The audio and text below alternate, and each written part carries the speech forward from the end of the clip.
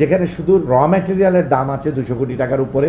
এরপর আবার এটার কিন্তু আমরা এআইটি ভ্যাট এগুলো অলরেডি পে করেছি, যেটা হিসাব করলে এটা 250 থেকে 300 কোটি টাকার পর্যায়ে চলে যাবে। আগুনে পুড়ে যাওয়া যেসব পণ্যের ক্ষেত্রে সরকারকে ইতিমধ্যেই আমরা শুল্ক, ভ্যাট, ট্যাক্স প্রদান করেছি ডিউটি সহ, তা যেন আমদানিকারকদের ফেরত দেওয়ার ব্যবস্থা করা হয়।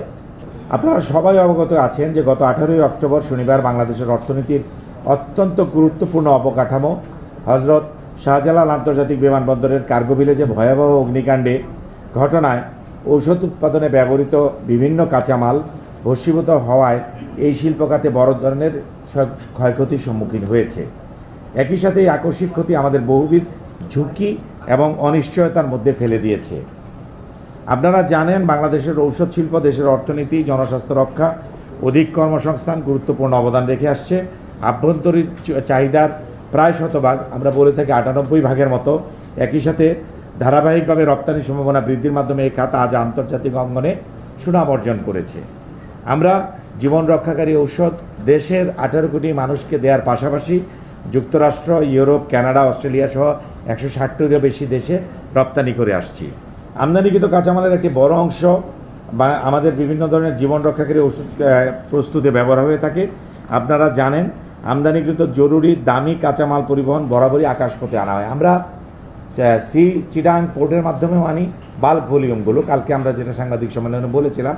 বাট কস্টলি এবং ইমার্জেন্সি আইটেমগুলোকে আমরা বাই এয়ার এনে থাকি। সো আমরা আমাদের ব্যাখ্যাটা আমরা করলাম যে কী অবস্থায় আমরা এয়ারপোর্টে ছিলাম। বাংলাদেশে বর্তমানে 307টি লাইসেন্সিং প্রতিষ্ঠান, তার ভিতরে প্রায় 250-র মতো কোম্পানি প্রোডাকশনে আছে।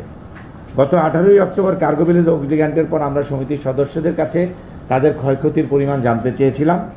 অনেকেই আমাদেরকে জানিয়েছেন, এখনও জানাচ্ছেন, আজকে সকালেও আপডেট দিয়েছেন। 45টি কোম্পানির আমরা পূর্ণাঙ্গ আপডেট আমাদের কাছে আজকে সকাল পর্যন্ত পেয়েছি, যেখানে শুধু র ম্যাটেরিয়ালের দাম আছে 200 কোটি টাকার উপরে। এরপর আবার এটার কিন্তু আমরা এআইটি ভ্যাট এগুলো অলরেডি পে করেছি, যেটা হিসাব করলে এটা 250 থেকে 300 কোটি টাকার পর্যায়ে চলে যাবে। এর ভিতরে আমরা যদি সকল প্রতিষ্ঠানেরটা পেয়ে যাই এবং ফাইনালি আমরা হিসাব করতে পারি যে ক্ষয়ক্ষতি কতটুকু হয়েছে, এই ক্ষতির পরিমাণ আরও বাড়বে। এই পুড়ে যাওয়া পণ্যের মধ্যে ছিল antibiotic, vaccine, hormone, diabetic, cancer জাতীয় ঔষধ সহ ঔষধের কাঁচামাল সহ অন্যান্য ঔষধের কাঁচামাল। এই কাঁচামাল পুড়ে যাওয়ার কারণে ঔষধ উৎপাদন যেমন ব্যাহত হতে পারে, তেমনই বেশ কিছু স্পেয়ার পার্টস এবং মেশিনারির পার্টস ক্ষতিগ্রস্ত হয়েছে কয়েকটি ওষুধ কোম্পানির, যা পুনরায় আমদানি করা সময় সাপেক্ষ বিষয়। বর্তমান পরিস্থিতিতে আমরা ফার্মা খাতের ঝুঁকি ও ভবিষ্যৎ সম্ভাব্য সংকট এড়াতে এবং এই খাতের সুরক্ষায় সরকারের কাছে কয়েকটি বিষয়ে বিশেষ নজর ও সঠিক দিক নির্দেশনা প্রত্যাশা করছি। আগুনে পুড়ে যাওয়া যেসব পণ্যের ক্ষেত্রে সরকারকে ইতিমধ্যেই আমরা শুল্ক, ভ্যাট, ট্যাক্স প্রদান করেছি ডিউটি সহ, তা যেন আমদানিকারকদের ফেরত দেওয়ার ব্যবস্থা করা হয়। কারণ আমরা র ম্যাটেরিয়ালটা পাই নাই বা ডিউটি দিয়েছিলাম, এটা সকল ডকুমেন্টেড জিনিস। আগুনে পুড়ে যাওয়া যে সমস্ত পণ্য পুড়ে গেছে সে সমস্ত পণ্য সংক্রান্ত এলসি ব্যাংকে খোলার ব্যাপারে যেন এলসি সংক্রান্ত ব্যাংক চার্জ এবং সুদ যেন মৌকুফ করা হয়। ক্ষতিগ্রস্ত মালামালসমূহ পুনঃ আমদানির ক্ষেত্রে ব্যাংকসমূহ যেন কোনো মার্জিন, ব্যাংক চার্জসমূহ অথবা সুদ যেন দাবি না করে, বরং উক্ত মালামালসমূহ সহজ শর্তে এলসি ওপেন এবং এলসি রিলিজ করার সুযোগ প্রদান করে।